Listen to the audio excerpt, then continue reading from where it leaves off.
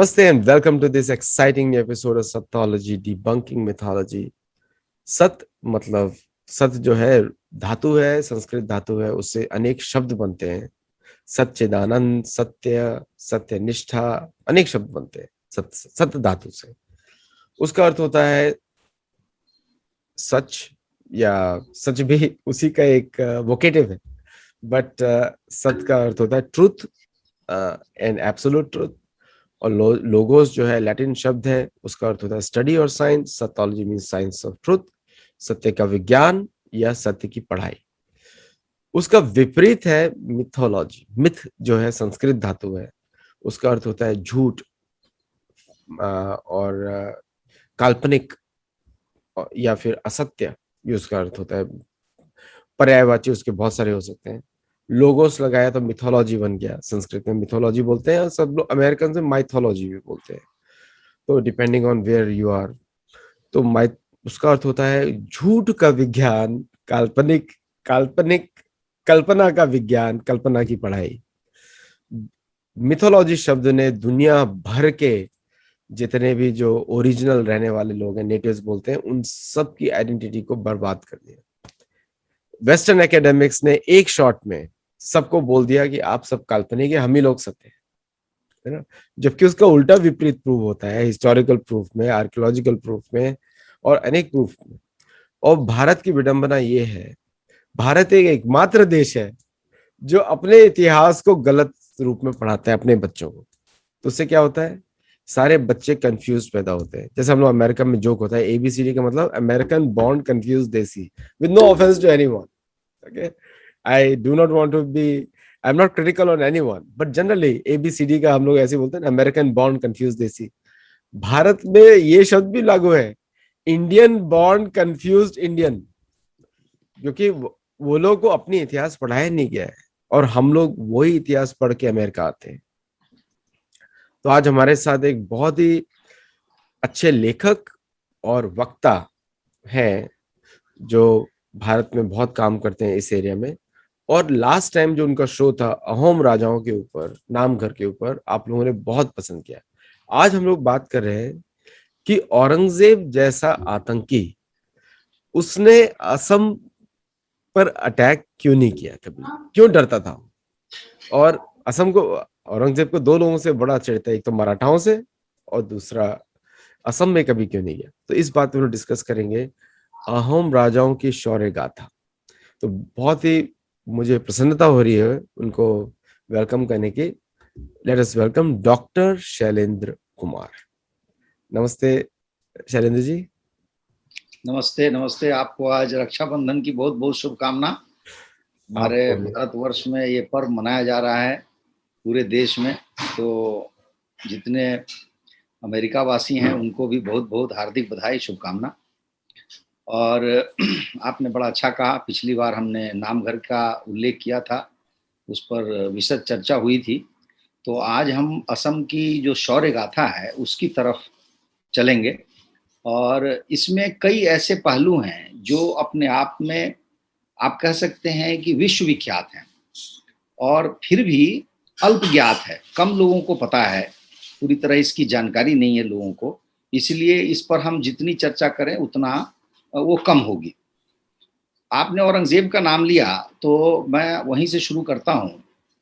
कहा जाता है कि औरंगजेब के समय जो भारत में उसका शासन था, उसका जो एरिया था वो काफ़ी बड़ा हो गया था। लेकिन आपको जानकर आश्चर्य होगा कि औरंगजेब ने असम पर आक्रमण किया और यह आक्रमण उसके द्वारा जो शुरू हुआ तो 1661 में शुरू हुआ और 1669 में जो युद्ध होता है जिसका नाम है सराय घाट का युद्ध, जो अपने आप में बहुत बड़ा ऐतिहासिक युद्ध है हमारे देश में, जिसमें उसकी बहुत बड़ी हार हुई। इतनी बड़ी हार हुई कि फिर वो उसने ये निर्णय लिया कि संभवतः पलट के वो उधर देखेगा नहीं। उसके बाद हल्का फुल्का प्रयास चला, लेकिन अंततोगत्वा 1682 से किसी भी प्रकार का कोई प्रयास मुगल साम्राज्य द्वारा असम में नहीं किया गया। अब इस बात को आप समझें कि इतना बड़ा साम्राज्य औरंगजेब का, इतना बड़ा देश, इतनी व्यवस्था होते हुए भी उसके समानांतर असम में अहोम का राज वैसे ही चलता रहा जैसे उसके पहले चल रहा था। तो हम इसी पर विचार करेंगे कि ऐसा क्या था असम में कि मुगलों को बार बार पराजय मिलती थी, मुगल बार बार प्रयास करते थे लेकिन वो जीत नहीं पाते थे। एक इसका बड़ा व्यापक संदेश है जो हम सब लोगों से बताएं, वो यह है कि जो असम में औरंगजेब की पराजय हुई है उससे मराठाओं ने बहुत कुछ सीखा। और कहा ऐसा जाता है कि असम में जो हार हुई मुगलों की, उसके बाद हार का सिलसिला शुरू हो गया, क्योंकि असम ने यह साबित कर दिया कि मुगल अपराजेय नहीं है, उनको हराया जा सकता है। और जब एक छोटा राज्य एक कोने में इतने बड़े साम्राज्य को हरा देगा, तो फिर इससे बाकी जो क्षेत्र थे उनमें लोगों में बहुत साहस आया, चाहे वो मराठा हो, चाहे पंजाब के सिख हों। इन सब लोगों ने उसके बाद अनवरत रूप से इतने आक्रमण किए कि मुगल साम्राज्य का पतन हो गया। तो मुगल साम्राज्य का जो पतन है उससे हम सीधे सीधे असम को जोड़ सकते हैं। और असम के इतिहास में यह इतनी बड़ी घटना है, या भारत के इतिहास में इतनी बड़ी घटना है कि हम सबके लिए बहुत ही गौरव का विषय है। ये अत्यंत गौरव का विषय है।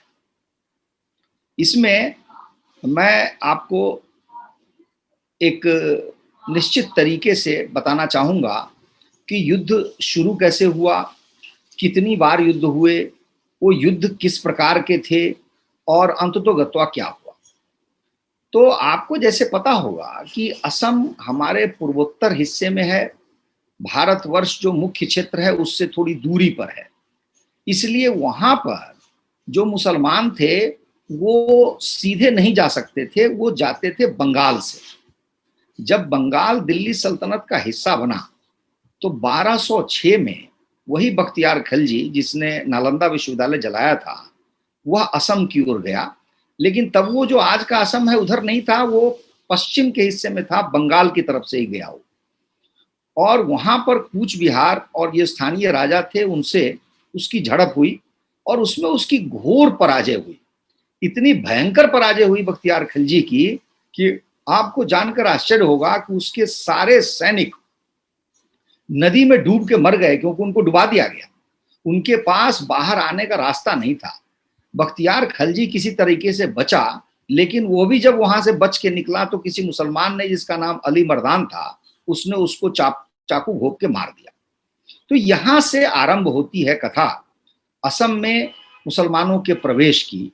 तो पहला जो प्रवेश था वो इसी तरीके से बहुत ही बुरी तरह असफल रहा। उसके बाद जो भी बंगाल का सूबेदार बनता या गवर्नर बनता, उसका उद्देश्य रहता कि असम की ओर चला जाए और असम की ओर वो हमला करते, जितने भी गवर्नर थे आक्रमण करते, लेकिन कभी वो थोड़े दिन के लिए जीत पाते थे फिर हार जाते थे, इस तरह का सिलसिला चलता था। लेकिन यहां मैं आपको जानकारी दूं कि वो सही अर्थ में जो असम है उसमें नहीं प्रवेश कर पाए। सही अर्थ में जो असम है वो गुवाहाटी से पूर्व का हिस्सा है। ये लोग जो जाते थे ये हाजो के क्षेत्र में जाते थे, जो गुवाहाटी से पश्चिम का हिस्सा होता था। तो हुआ ये कि अनेक बार दिल्ली सल्तनत के समय में प्रयास किया गया। मुख्यतः जो समय है वो 13वीं 14वीं शताब्दी में और 15वीं शताब्दी में, लेकिन वो कभी भी पूरब की ओर नहीं बढ़ पाए, गुवाहाटी से आगे नहीं जा पाए। इसलिए इसका कोई विशेष महत्व नहीं हुआ।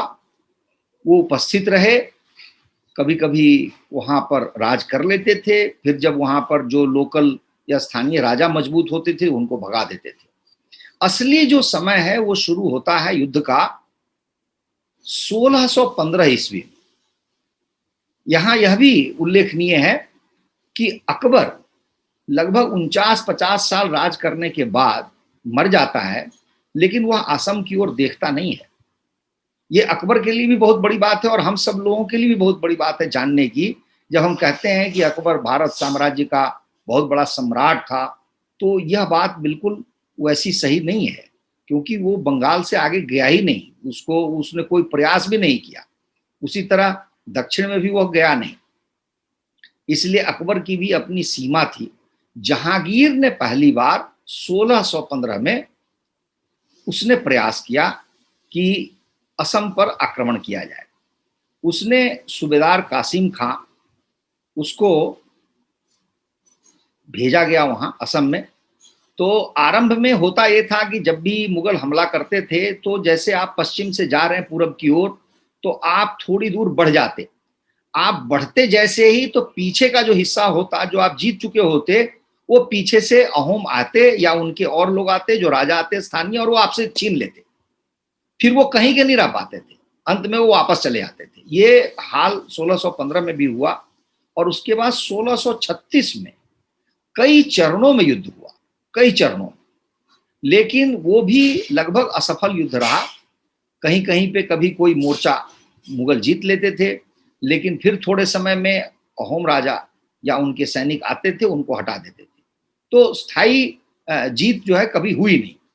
इसी प्रकार 1637 में, 1657 में ये युद्ध चलते रहे। अब मैं ये समय किस लिए बता रहा हूं 1615 से लेकर 1657 तक, कि इस बीच में जहांगीर और शाहजहां ये युद्ध करवा रहे थे। ये दोनों का ये समय है, ये दोनों का कहिए कि शासनकाल है। 1657 में होता यह है कि आप जैसे जानते हैं, औरंगजेब के 4 बेटों में ही युद्ध हो जाता है और उत्तराधिकारी का लंबा समय गुजरता है उत्तराधिकार के युद्ध के लिए। उस समय में अहोम राजाओं ने जब देखा कि परिस्थिति उनके अनुकूल है, तो जो भी जगह इन्होंने जीती हुई होती है, उस पर भी फिर से कब्जा कर लिया। और असली समय शुरू होता है 1661। 1661 ईस्वी में औरंगजेब ने अपने तरीके से काफी ताकत लगाकर असम पर हमला करवाना चाहता है। और वह कहा जाता है इतिहास में कि उसका सेनापति जो मीर जुमला है, वो केवल औरंगजेब का सबसे बड़ा सेनापति नहीं था, बल्कि कहा जाता है कि पूरे मुगल साम्राज्य में सबसे ताकतवर सेनापति का उसको दर्जा दिया गया है। क्यों दिया गया है ये मुझे विशेष नहीं पता, लेकिन अक्सर इस बात की चर्चा है कि मीर जुमला बहुत ही शक्ति संपन्न और बहुत ही ताकतवर सेनापति था। उस सेनापति को अच्छी खासी संख्या में सैनिक देकर औरंगजेब ने भेजा और उसको लगा कि अब हम इस बार असम जीत जाएंगे। आपको जानकर आश्चर्य होगा कि मीर जुमला जब वहां पहुंचा तो वो ऐसे ही सितंबर, अक्टूबर या नवंबर का महीना था जब बरसात समाप्त हो गई थी। और वहां से उसने जब हमला किया तो जीतता गया, कई किले जीत गया। और जीतते जीतते अगले साल मार्च या फरवरी मार्च के समय तक अच्छा खासा हिस्सा जो था असम का, उस पर उसका अधिकार हो गया। और जो अहोम राजा था वो काफी दूर चला गया, वहां से पूरब में एकदम पूर्वी किनारे पर। उसको लगा कि उस समय वो जीत नहीं सकता था, तो वो पूर्वी किनारे राजा चला जाता है। इस बीच में मीर जुमला जो है, वर्षा ऋतु शुरू हो जाती है और मीर जुमला फंस जाता है।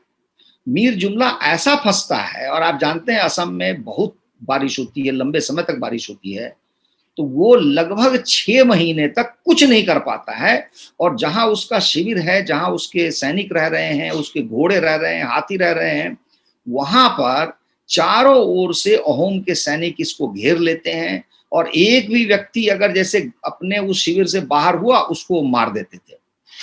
ऐसी बुरी हालत हो गई 6 महीने में मीर जुमला की कि वहां पर जो एक कोई ज्ञानी थे जो जिन्होंने आंखों देखा हाल लिखा है, उन्होंने कहा कि मुगल साम्राज्य के इतिहास में इससे बुरी हालत कभी भी नहीं हुई थी। जब वो एकदम विवश थे, वो कुछ कर नहीं पा रहे थे, न आगे जा सकते हैं आप, न पीछे जा सकते हैं, और आप सिर्फ पिटाई खा सकते हैं, मार खा सकते हैं। फिर क्या हुआ, जब बरसात समाप्त हुई तो मीर जुमला ने फिर से अपनी शक्ति इकट्ठी करके उस पर आगे बढ़ने की कोशिश की। और यही वो समय था जब अहोम राजा ने सोचा कि भाई हमें संधि कर लेनी चाहिए इनके साथ, और उनके बीच में संधि हुई। इस संधि का इतिहास में बहुत महत्व है। इसका बोलते हैं, नाम है गिला जोरहाट की संधि, जो 1663 में हुई। अब आप सोच सकते हैं कि 1661 के नवंबर या अक्टूबर महीने से लेकर 1663 तक यह युद्ध चलता रहा। इस युद्ध में एक बात यह थी कि जो भी स्थान मुसलमान जीत गए हैं वो मुसलमान के ही अधिकार में रहेंगे, और बहुत सारा हाथी और ये वो साजो सामान उससे मांग की गई थी अहोम से। यहाँ तक कि एक बहुत ही बुरी घटना है वह यह है कि मैं इस पर थोड़ा काम भी कर रहा हूँ कि क्यों जितने मुसलमान राजा होते थे वो क्यों किसी न किसी राजा से जब वो युद्ध करते थे या उसको पराजित करते थे उसकी पुत्री अवश्य मांगते थे। तो यहाँ भी अहोम के राजा की पुत्री मांगी गई थी और एक पुत्री उसकी गई भी थी औरंगजेब के हरम में। और सबसे बड़ी बात है कि औरंगजेब के बारे में कहा जाता है कि वो तो बहुत ही बढ़िया मुसलमान था, वो इन सब चीजों में उसकी रुचि नहीं थी। खैर जो भी हो, तो यहाँ पर जो संधि होती है उस संधि को लागू कराना मुगलों के लिए बहुत कठिन हो गया, क्योंकि ये विवाद का विषय हो गया कि कौन सा जगह, कौन सा स्थान उसका है, कौन सा स्थान अहोम का है। और धीरे धीरे विवाद इतना बढ़ा और मुगल के लिए ये है, इतिहास में सब लोगों ने लिखा है कि मुगल की शक्ति से ये परे विषय था कि मुगल उसको अपने जीते हुए स्थान को दोबारा जीत सकता है। तो हुआ ये कि 1663 में ही फिर से अहोम ने अपनी शक्ति को संभाल के और जो भी स्थान जीते गए थे मुगलों के द्वारा उन स्थानों पर फिर से अधिकार हासिल कर लिया। यानी जो स्थिति उनकी पहले थी वही स्थिति हो गई। ये 1.5-2 साल का जो श्रम था जिसमें पता नहीं कितने सैनिक मुगलों के मारे गए, वो सारा व्यर्थ गया। इसका कोई लाभ मुगलों को नहीं हो पाया और इस प्रकार 1663 में यह युद्ध समाप्त हुआ। और आगे यह हुआ कि 1667 में आकर जो गुवाहाटी, जो कहिए कि असम का पश्चिमी हिस्सा था और पूरब से निकट था, उस गुवाहाटी तक को अहोम राजाओं ने जीत लिया और मुगल पीछे चले गए। कहाँ चले गए उनका कोई पता नहीं। अब अगला जो विषय आता है वो है आखिरी युद्ध, या जिसको हम कहते हैं निर्णायक युद्ध। और इस निर्णायक युद्ध को अपेक्षाकृत अधिक लोग जानते हैं, जिसका नाम है सराय घाट का युद्ध। यह युद्ध 1669 में हुआ था और यह निर्णायक इसलिए, ये बहुत बड़ा युद्ध इसलिए कहा जाता है कि औरंगजेब को जो पिछली पराजय हुई थी उससे इतना बुरा लगा था कि उसने सोचा था कि हम इसको किसी भी कीमत पर हरा कर ही रहेंगे। इसलिए उसने बहुत बड़ी फौज भेजी अपने सेनापति के साथ और उसने बहुत ही भीषण आक्रमण किया। शुरू में ऐसा हुआ कि आप जानेंगे तो दंग रह जाएंगे कि लगभग 300 से 400 जो अहोम के बड़े बड़े जहाज थे उनको पानी में डुबा दिया मुगलों ने। इसलिए अहोम की बड़ी क्षति हुई। लेकिन वही समय था जब इतिहास ने एक ऐसे व्यक्ति को पैदा किया जो मेरी समझ में इस भारत देश में सिर्फ छत्रपति शिवाजी और आपको गुरु गोविंद सिंह से जिनकी तुलना की जाती है, और उनका नाम है लचित बड़फुकन। बड़फुकन का मतलब होता है सेनापति और लचित उनका नाम था।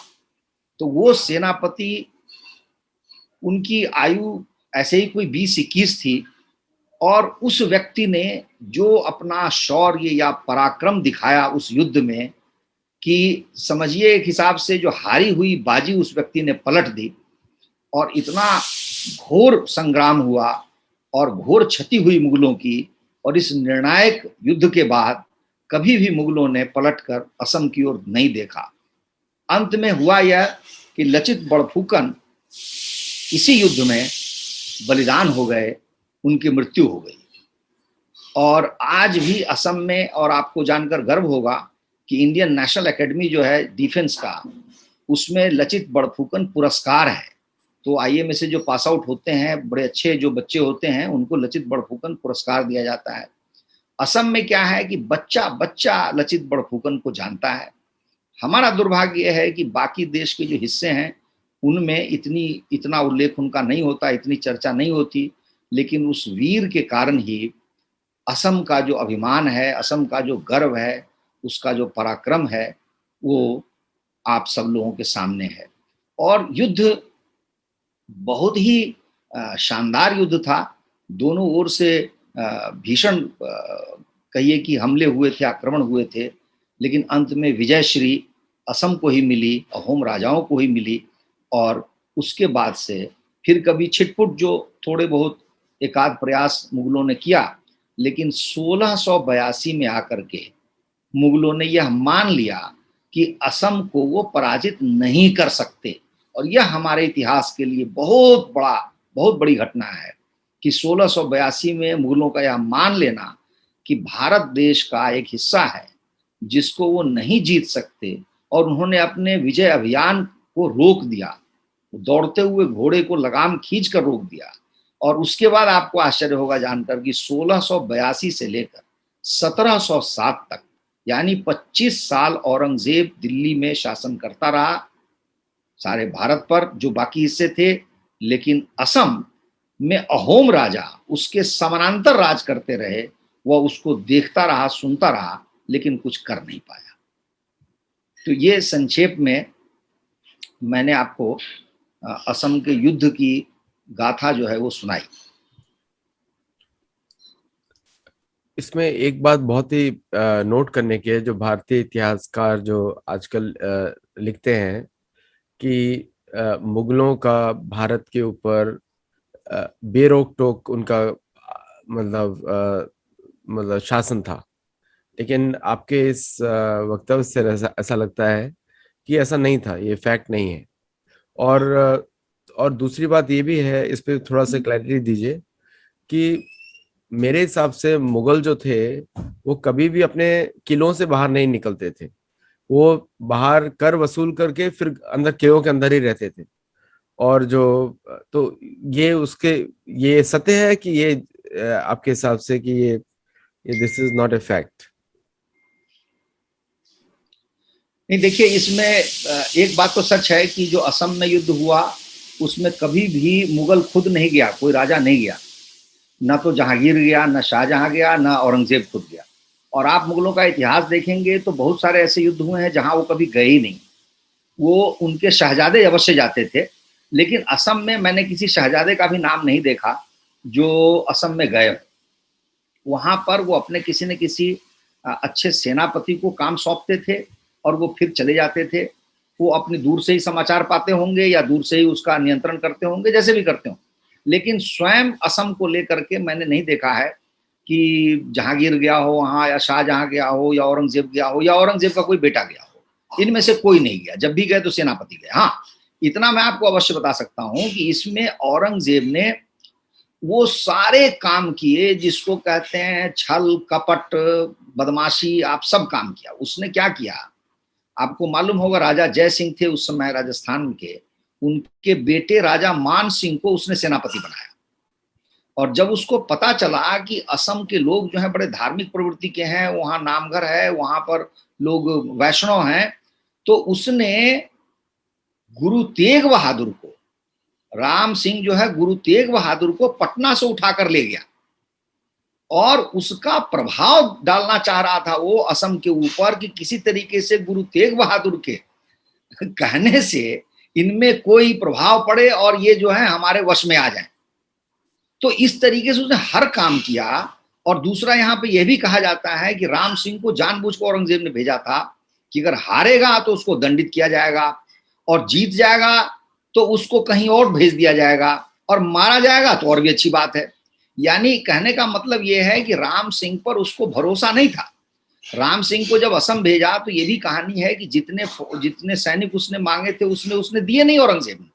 मान सिंह ने खुद एक जगह कहा है कि मुझे उतने संसाधन नहीं मिले जितने के बूते मुझे असम में युद्ध करना चाहिए था, और इसीलिए राम सिंह की बड़ी हार हुई वहां पर। गुरु तेग बहादुर भी गए लेकिन वो भी कुछ नहीं कर पाए।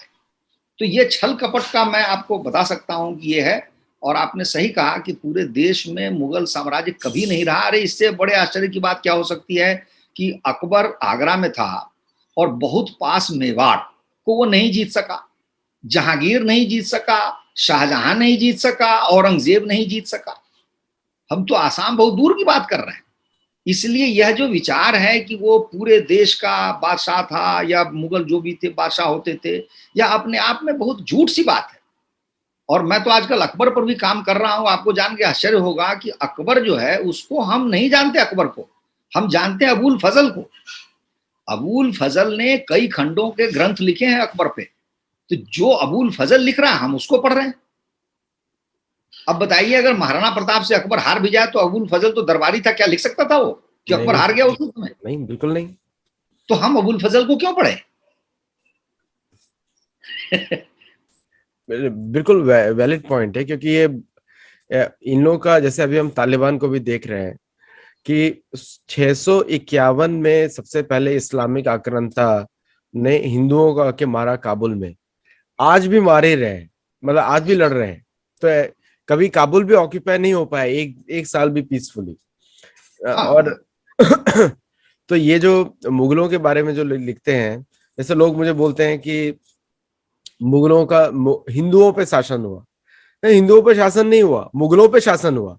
ब्रिटिश ने आके मुगलों को हटाया, और मुगलों ने उनसे पहले जब मुगल आए उन्होंने हिंदुओं को शुरू में वो सिर्फ लूट करके भाग जाते थे वापस। जैसे बाबर हाँ ने तो लिखा ही है कि वो हाँ। कभी भी भारत पे, उसको भारत पसंद ही नहीं था। शेरशाह सूरी ने लिखा उसको भारत पसंद नहीं था। उसने नहीं, कहते बाबरनामा में लिखा है, बाबर ने खुद लिखा है। तो मुझे एक और बात बताइए, जैसे अहम के राजाओं ने जो उससे रक्षा करी, उनके शस्त्रों के बारे में भी आपने उल्लेख जो थोड़ा सा किया था, उसमें थोड़ा और विस्तार से बताइए किस तरह के शस्त्र और अस्त्र उन्होंने प्रयोग किए इनके अगेंस्ट। नहीं, मैं इस पर थोड़ा और बताना चाहूंगा आपको। अभी तो मैंने ये बताया कि युद्ध हुआ, युद्ध वो जीतते क्यों थे, ये सबसे बड़ा प्रश्न है। देखिए, ये शायद मुझे लगता है कि हमारे देश में क्या विश्व में बहुत कम ऐसे देश होंगे जहां यह पद्धति अपनाई गई होगी जो अहोम के राजाओं ने अपनाई।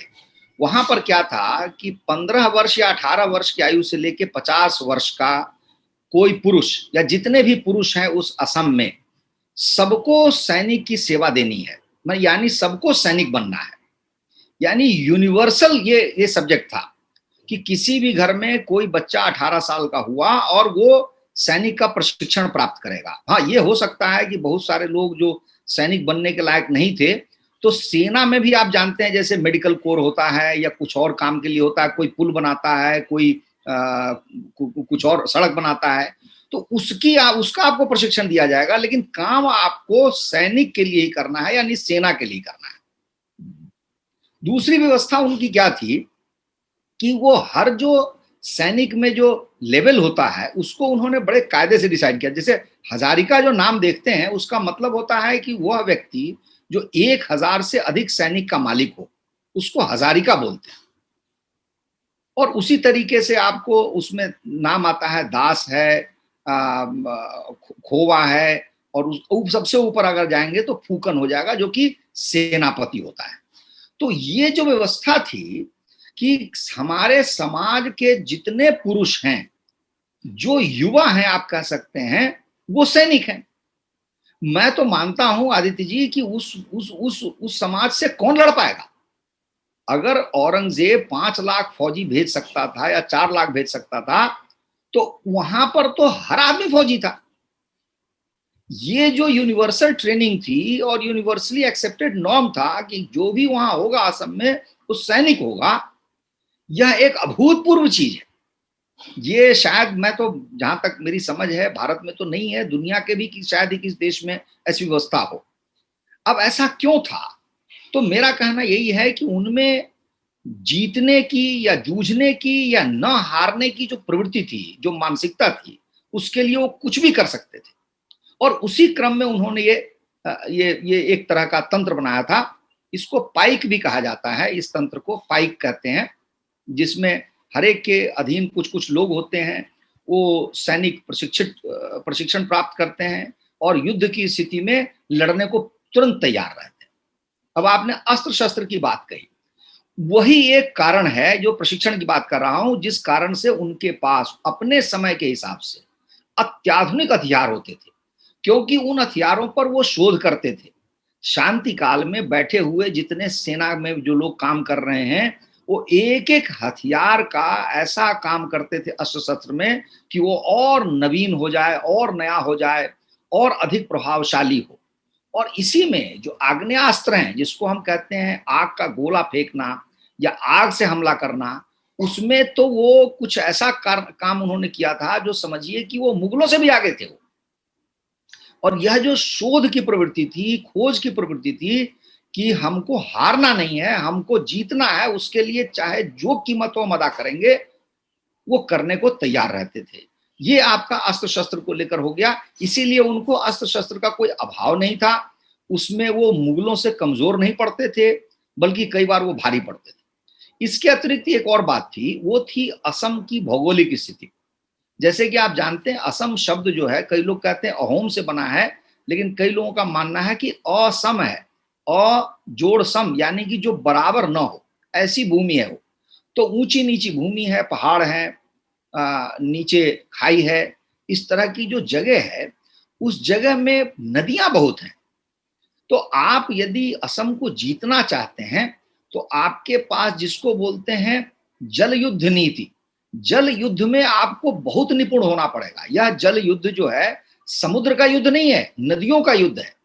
समुद्र में तो एक दो जहाज आएंगे और बहुत ज्यादा उसका ये होता है, एरिया होता है, लेकिन ये छोटे एरिया में आपको छोटी छोटी नावें या छोटे छोटे जहाज काफी बड़ी संख्या में आएंगे, आप पर हमला कर देंगे और आप कहीं के नहीं रहेंगे। दूसरा, अगर आप भूमि पर जीत भी गए तब भी वो पानी में रह जाएंगे।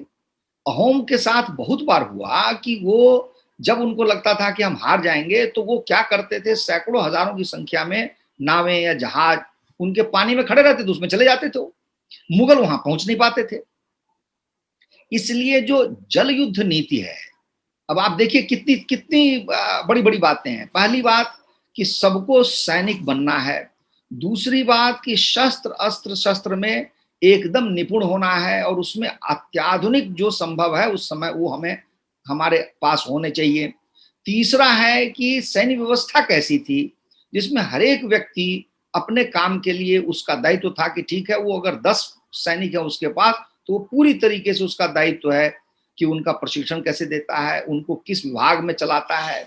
और आगे चलकर देखिए कि जल युद्ध नीति, जल युद्ध के लिए वहां कहते हैं पानी सेना।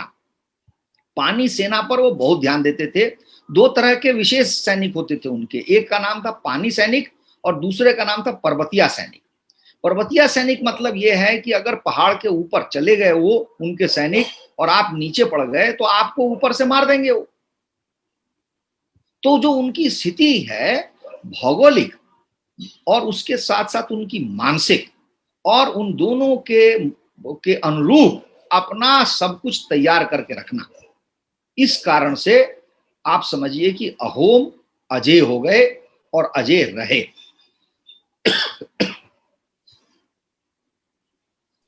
नहीं, ये बात अभी आजकल बहुत सारे लोग एक ही इसी विषय में सोच रहे हैं, किस तरह भारत को इजराइल की जगह अहम के राजाओं की तरफ देखना चाहिए। हमेशा जब मैं सुनता हूँ कि 135 करोड़ का देश बोल रहा है हमको इजराइल से सीखना चाहिए, जबकि उसके पहले अहम के राजाओं ने ऑलरेडी प्रैक्टिस किया हुआ है।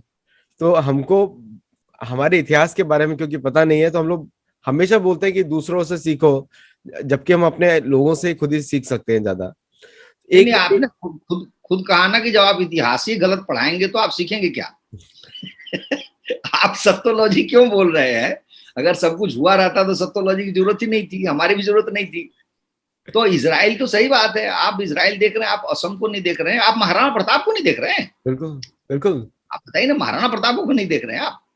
अच्छा, एक बात है कि ये जो तालिबानी स्टाइल, मैं उसको बोलूंगा कि औरंगजेब तालिबानियों से भी बेकार था, मतलब ये तालिबानियों का पूर्वज है, उससे ही बेकार था ये। लेकिन एक बात बोली जाती है कि हमेशा काबुल में क्या किया इन्होंने, प्रलोभन दिया। जैसे काबुल के जो बिजनेसमैन है उनको सीरिया से औरतें भिजवाई और उनको सीरिया भेजा, फिर उनको कन्वर्ट कराया। तो ये शुरू से ऐसा रहा है कि ये डराते हैं दूर दूर से, लेकिन इनके पास कुछ होता नहीं है। बोलते हैं जैसे बोलेंगे कि हम आपको मारते हैं, जैसे इन्होंने तालिबान में किया अफगानिस्तान में। अफगानी सोल्जर्स को इतना डरा दिया लाउड स्पीकर लेके, उनका मनोबल टूटा।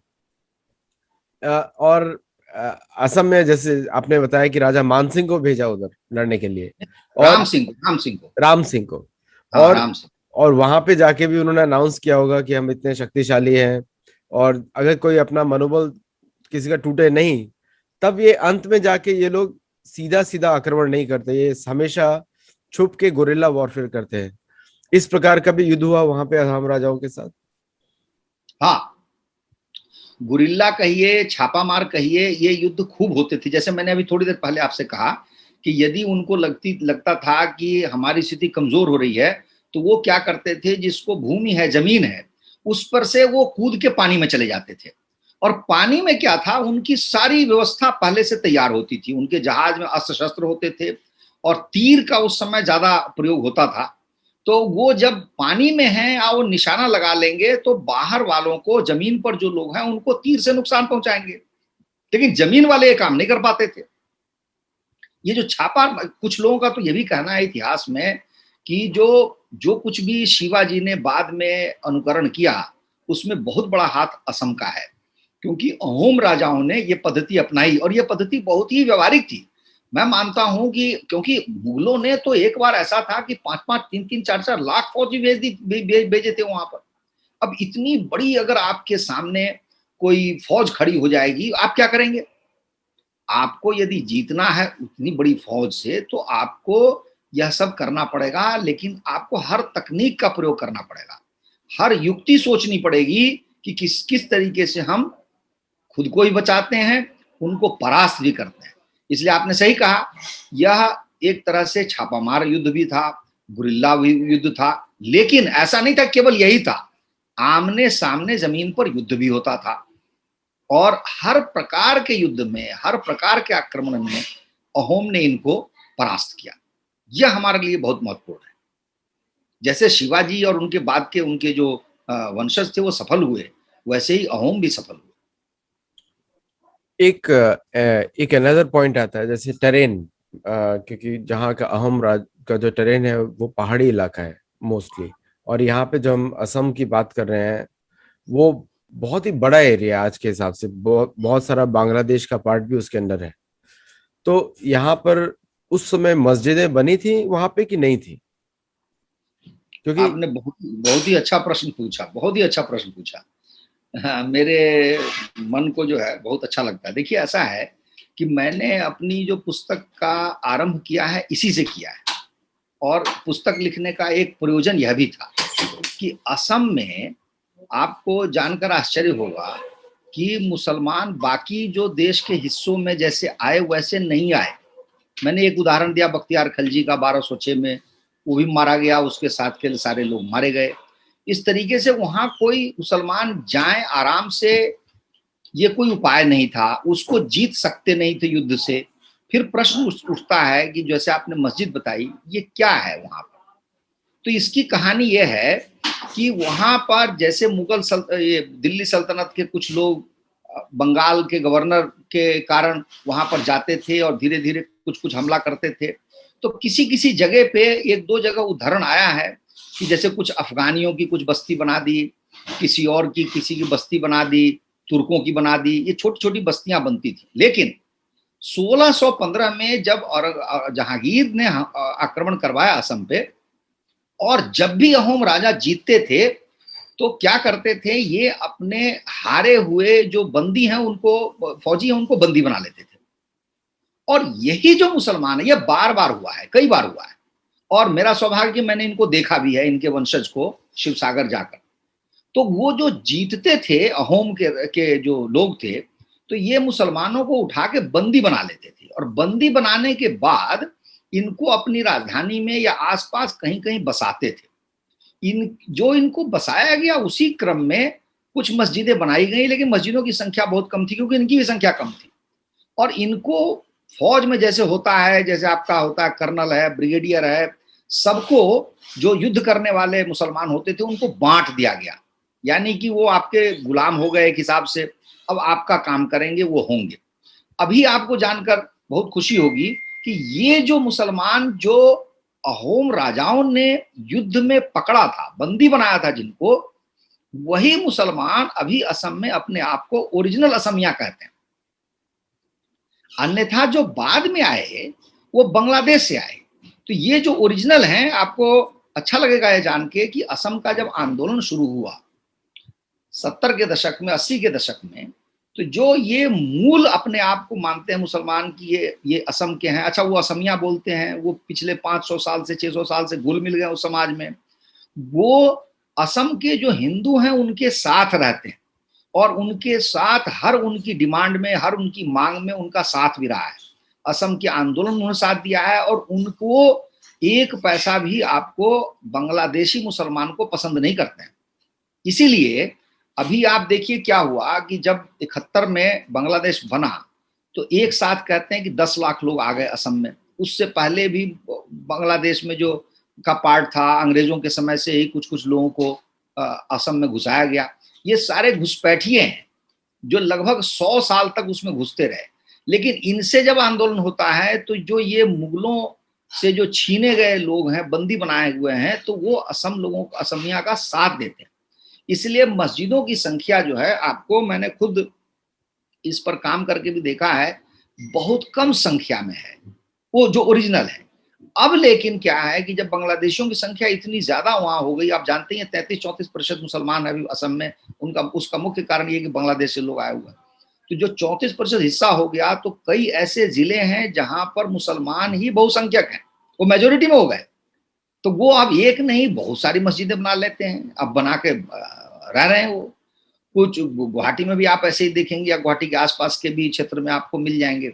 लेकिन मूल रूप में यदि आप असम को कहिए तो वहां मस्जिद नहीं थी, या बहुत कम संख्या में थी।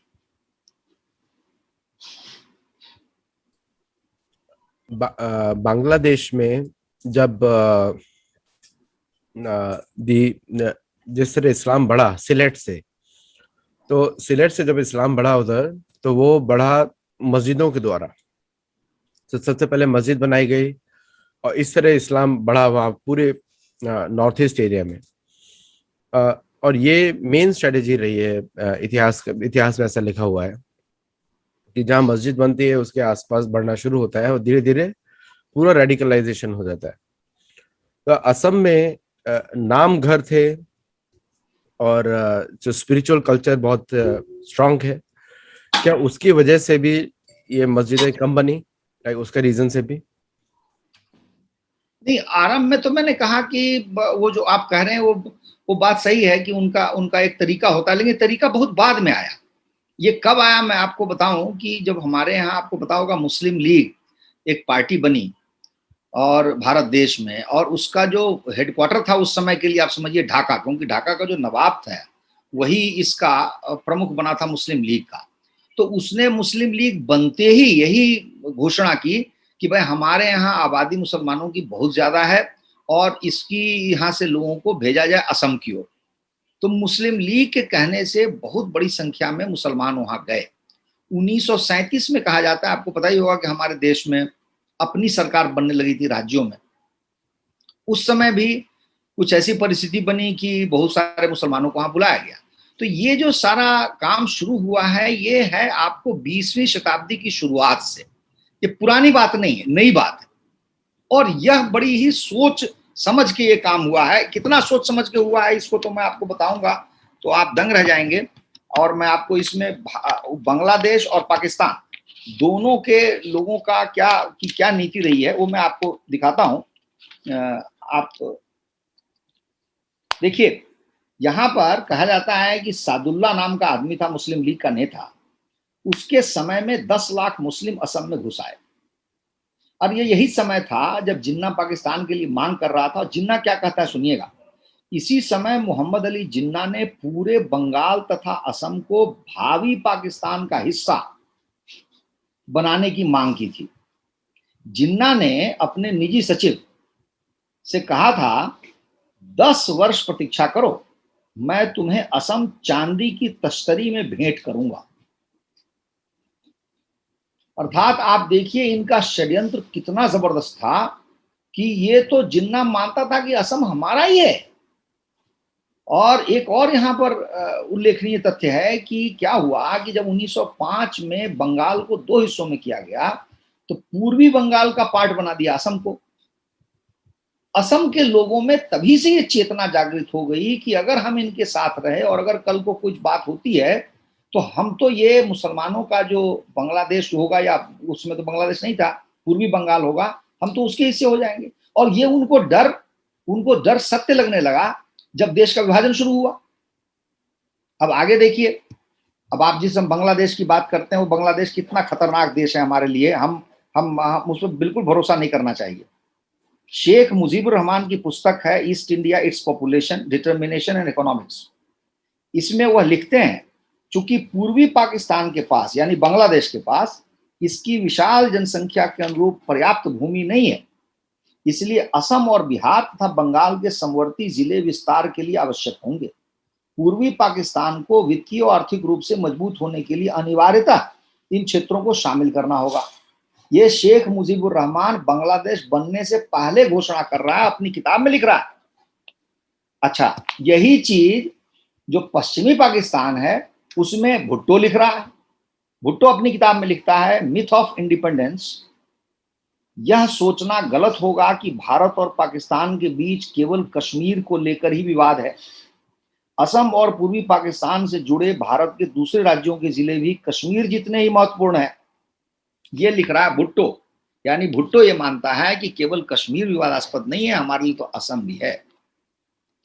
तो ये एक सोची समझी नीति थी। आपने बहुत अच्छा कहा कि उसका एक तरीका होता है कि मस्जिद बनाइए फिर आगे बढ़िए, लेकिन यहां तो उससे भी स्पष्ट नीति थी कि असम को वो चाहते थे कि किसी भी तरीके से, देखिए जो एक बृहद बांग्लादेश करके कॉन्सेप्ट चला है आजकल, उसका हिस्सा है असम। इसलिए असम जो है वो एक तलवार की धार पर खड़ा है। वो बहुत ही जिसको कहते हैं ना डेंजर जोन जिसको आप कहते हैं उसमें है।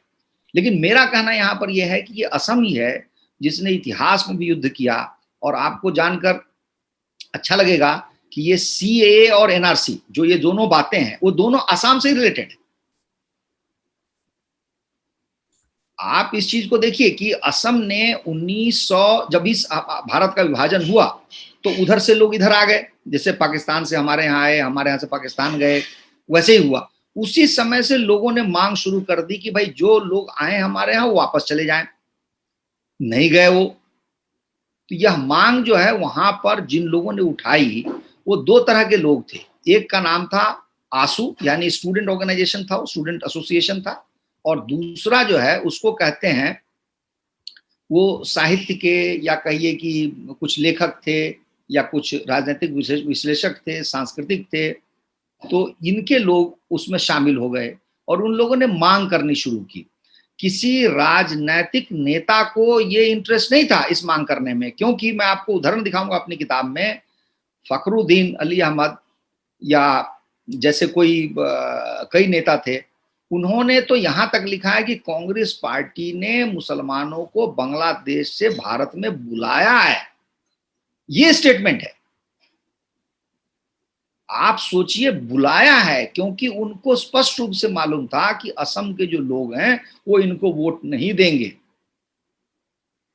और ये बहुत बड़ी बात है कि 1985 में जब असम आंदोलन के बाद जो इलेक्शन होता है उसमें सिर्फ 67 सीटें मिलती हैं 120-22 में आपको असम गण परिषद को। जो इसने इतना बड़ा आंदोलन चलाया, जो लंबा समय गुजरा, तो उसको तो 100 सीटें आनी चाहिए थी, नहीं आई, क्योंकि बाकी क्षेत्र जो है वो मुसलमानों का है, उन्होंने इसको वोट नहीं दिया। तो इसलिए क्या हुआ, अब आप देखिए इनकी मांग ये थी। और लेकिन केंद्र सरकार ने क्या किया, केंद्र सरकार ने कहा कि 1951 से लेके 61 तक जितने लोग आए हैं भारत असम में, उनको असम का नागरिक मान लिया जाए। 61 से लेके 71 तक जो आए हैं उनको नागरिक तो बनाया जाए, लेकिन वोट देने का अधिकार न दिया जाए। और 1971 में बांग्लादेश बनने के बाद जो लगाए हैं वो वापस चले जाएंगे। अब इसमें जितने लोग हैं जिनको आप नागरिकता दे रहे हैं या जिनको भगा रहे हैं, आप किस आधार पर करेंगे? इसलिए 1985 में जो असम समझौता हुआ उसमें एक पॉइंट यही था कि वहां पर एक नेशनल रजिस्टर बनेगा जिसमें हर एक का नाम पता किया जाएगा कि वो भारतीय है या नहीं है। यही एनआरसी है और यही एनआरसी का ओरिजिन है। लेकिन आप देखिए देश ने कैसे काम किया। 1985 का समझौता, 1999 तक इस पर कोई काम नहीं हुआ, यानी 1400 साल तक सरकार सोती रही, जबकि कांग्रेस की सरकार थी उस समय। तो असम में भी कांग्रेस सरकार थी, लेकिन अटल बिहारी वाजपेयी की सरकार ने 1999 में इस विषय को फिर से उठाया और कहा कि एनआरसी का काम शुरू होगा। उन्होंने पैसा भी दिया। वो पैसा तो असम चला गया, लेकिन असम के जो स्थानीय लोग थे उन्होंने उस पर कोई काम नहीं किया। 2004 में मनमोहन सिंह की सरकार बनी, मनमोहन सिंह ने फिर यही आदेश जारी किया। तो आपको जानकर आश्चर्य होगा कि वहां जो मुख्यमंत्री थे उन्होंने काम भी शुरू किया, लेकिन शुरू करते ही जानबूझ के उन्होंने हंगामा खड़ा करवा दिया और केंद्र सरकार को लिख दिया कि नहीं, ये काम किया नहीं जा सकता, इसमें तो हंगामा होता है। अब आप बताइए, वह काम पड़ा रह गया 2013-14 तक। तो वहां के जो स्थानीय लोग हैं उन्होंने एनजीओ बना करके सुप्रीम कोर्ट में, सर्वोच्च न्यायालय में ये मांग की कि भारत सरकार का एक कर्तव्य है। उन्होंने समझौता किया था असम से कि एनआरसी बनाएंगे और एनआरसी पे कोई काम नहीं होगा। यानी तब तक कितने साल हो गए, आप हिसाब लगा लीजिए, 1985 से लेके 2014 तक कुछ नहीं हुआ। ये सुप्रीम कोर्ट में ये केस चला और केस चला 3 साल, और सुप्रीम कोर्ट ने आदेश दिया केंद्र सरकार को कि एक टाइम बाउंड मैनर में, समयबद्ध तरीके से आपको एनआरसी का काम पूरा करना है। ये 2017 में आदेश आया। उसके बाद केंद्र सरकार ने और असम में जो सरकार थी, दोनों ने मिलकर इस काम को पूरा किया। तो आपको ये सारी कड़ियां एक दूसरे से जुड़ी हुई मिलेंगी। और उसमें ही जब आखिर में जब लोग निकल के आए हैं, लगभग 19-20 लाख लोग ऐसे आए हैं जिनके नाम नहीं है उस रजिस्टर में, उनमें मुसलमान भी हैं और हिंदू भी हैं। अब प्रश्न ये उठता है कि यहां से अगर आप उनको वापस भेजें तो हिंदू कहां जाएंगे? बांग्लादेश उनको लेगा कि नहीं लेगा, और लेगा भी तो उनकी क्या स्थिति होगी? मैं जहां पे गया था बांग्लादेश के आसपास, आपको आश्चर्य होगा कि भारत देश में आप अगर गाड़ी में बैठते होंगे तो ड्राइविंग सीट के बगल में, आगे स्टीयरिंग के बगल में लोग हनुमान जी की मूर्ति या शंकर भगवान की मूर्ति रख देते हैं उस पर। बांग्लादेश में आप ये नहीं कर सकते। अगर महिला, हिंदू महिला अगर चल रही है बाजार, वो बिंदी लगाएगी, वो भी उसको बर्दाश्त नहीं है। यानी जो सनातन धर्म है उसका कोई प्रतीक, कोई चिन्ह बांग्लादेश में उसकी अनुमति नहीं है उसके प्रयोग की। तो इसलिए हिंदू कहीं जा नहीं सकते। तो उसी का एक परिणाम था कि केंद्र सरकार के पास कोई और रास्ता नहीं था सिवाय इसके कि नागरिकता जो कानून है उसमें संशोधन करती और सीएए करती, जिसमें यह लिखती स्पष्ट रूप से कि चूंकि हिंदू, बौद्ध, सिख, जैन ये सब जो भारत के बाहर हैं, अपने पड़ोसी देशों में, पाकिस्तान, बांग्लादेश और अफगानिस्तान में, ये अल्पसंख्यक हैं, इनके लिए वहां की सरकार कुछ करती नहीं है, वो बेचारे कहीं और जा नहीं सकते। तो आप समझिए कि हिसाब से आपने उनको शरणार्थी का दर्जा दिया कि हमारे देश आप आइए, और अगर आप आ गए हैं तो हम आपको सम्मानजनक नागरिक बनाते हैं। तो असम को अगर आप ध्यान से देखेंगे तो अनेक बातों के लिए महत्वपूर्ण राज्य है। आप आज की समस्या देखें, कुछ साल पहले की समस्या देखें, इतिहास को देखें, हर जगह आपको असम दिखाई देगा। मगर हमारा आपका यही दुर्भाग्य है कि हम इसके बारे में जानते नहीं हैं, या जानना चाहते नहीं हैं, या बहुत कम जानते हैं, जिस कारण से हमारी गलतफहमी हो जाती है, हम ठीक से समझ नहीं पाते हैं चीजों। एक तरीके से अगर ये भी देखें, अभी ये आपको सुन के मुझे अभी ये लग रहा है कि एक षड्यंत्र के से पाकिस्तान और बांग्लादेश चुरा लिया गया हिंदुओं से, जबकि दोनों जगह हिंदू सभ्यता थी। और जहां भी मतलब इस्लामिक राज्य होता है वहां पे हिंदू रह नहीं सकते, क्योंकि इस्लामिक लॉ में एक तरीके से वो चिढ़ते हैं, मतलब काफिर बुला के सारे राइट्स को छीन लेते हैं, सारे अधिकारों को छीन लेते हैं हिंदुओं से। और दूसरी बात यह है कि असम के राजाओं को ये बात पहले से मालूम थी कि क्या हो सकता है, और उन्होंने इस तरह भारत को, अपने नागरिकों को प्रोटेक्ट किया।